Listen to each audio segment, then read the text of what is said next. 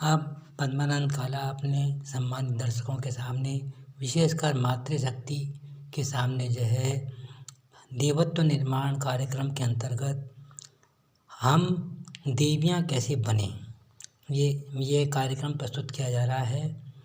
हम मानव शरीर में देवियाँ कैसे बन सकती हैं, इसके संदर्भ में पद्मानंद काला अपने विचार प्रस्तुत कर रहे हैं, जो प्राकृतिक सत्य है। वैसे तो हम सभी पर्वतीय कन्याएं हैं, और चाहे हमारे नाम कुछ भी हों, लेकिन हम सभी पार्वती हैं।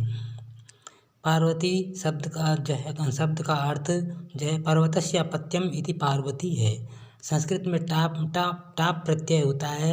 उस टाप प्रत्यय के लगने से अपत्य सूत्र के कारण पार्वती शब्द की उत्पत्ति हुई है, जो कि पर्वत शब्द से बनी है। चाहे हमारा नाम कुछ भी हो, हम सभी माता बहनें माँ पार्वती की अंश हैं और प्रकृति की संचालिका हैं।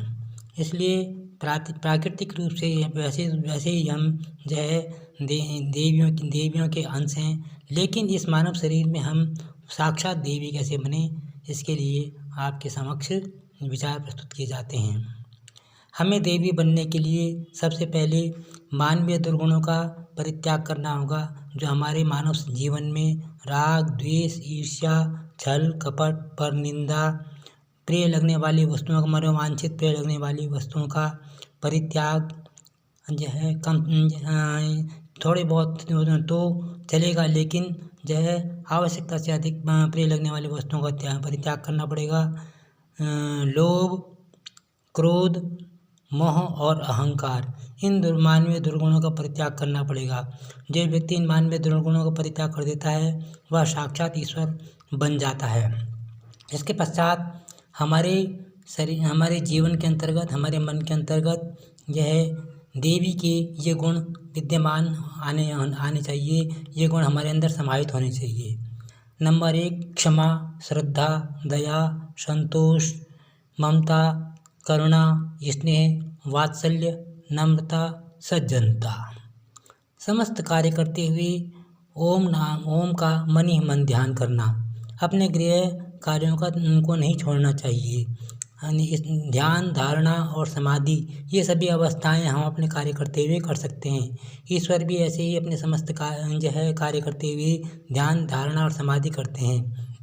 हमें ये नहीं सोचना चाहिए कि ईश्वर बिल्कुल तपस्या करते हैं, वे समस्त कार्य करते हैं। अगला पॉइंट है अपनी कार्य कुशलता का अधिकाधिक विस्तार, शारीरिक विकास के लिए त्रिफला का प्रयोग। और दूसरा है शरीर में आलस्य नहीं होना चाहिए।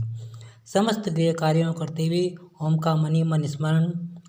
प्रथम 9 करोड़ ओमकार का जाप करने से मन शुद्ध होता है। दूसरे 9 करोड़ ओमकार का जप करने से पृथ्वी तत्व पर विजय प्राप्त होती है। तीसरे 9 करोड़ ओमकार का जप करने से जल तत्व पर विजय प्राप्त होती है। चौथे 9 करोड़ का ओमकार का जप करने से अग्नि तत्व पर विजय प्राप्त होती है। पाँचवें 9 करोड़ ओमकार का जप करने से वायु तत्व पर विजय प्राप्त होती है। छठे 9 करोड़ ओमकार का जप करने से आकाश तत्व पर विजय प्राप्त होती है। जैसे जैसे हम ये आप जप करते रहेंगे, वैसे वैसे आपके मन के अंदर इन पंच तत्वों की शक्ति आती रहेगी। आप कभी भी ये न समझें कि इतने करोड़ जप हमें एक ही दिन में करने हैं। आप अपने मन से ये जप करते रहिए। ओमकार का जप के अंतर्गत बहुत बड़ी शक्ति होती है। ओमकार शब्द का में ब्रह्मा, विष्णु और महेश समस्त देवी देवताओं की शक्तियों का निवास होता है। इसलिए ओमकार का जप हर मामले में वरदान सिद्ध होता है। और ये नहीं सोचना चाहिए कि हम एक ही दिन में हमने ये जप करने हैं। आप जप करते रहिएगा। जैसे जैसे जप करते रहेंगे तो काल चक्र के साथ साथ ईश्वर के रजिस्टर में आपकी संख्या दर्ज होती रहेगी। ये नहीं सोचना चाहिए हाय इतने जब हम कैसे करेंगे, समझे। ये तो आप अपने मन के अंदर विचारधारा करनी पड़ेगी। दूसरा, इन जप करने से आपके मन के अंदर दृढ़ संकल्प शक्ति उत्पन्न होगी और आपकी कार्य क्षमता में वृद्धि होगी। अपने 9 हाथों का जैसे हम देवी के हाथ देखते हैं, 4 भुजा का मतलब अपनी कार्य कुशलता 2 व्यक्तियों के बराबर बढ़ाना। 6 व्यक्तियों का मतलब अपनी कार्यकुशलता का विकास, 3 व्यक्तियों का विकास करना।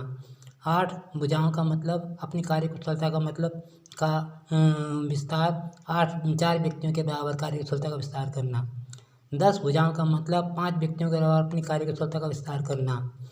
इस प्रकार से ये सब हमारे हाथ में है, हम अपने सारे शरीर को कैसे बनाएं, अपने मन और मस्तिष्क को हम कैसे बनाएं। मन ही देवता मन ही ईश्वर, मन से बड़ा न कोई, मन उजियारा जब जब होए, जग उजियारा होए।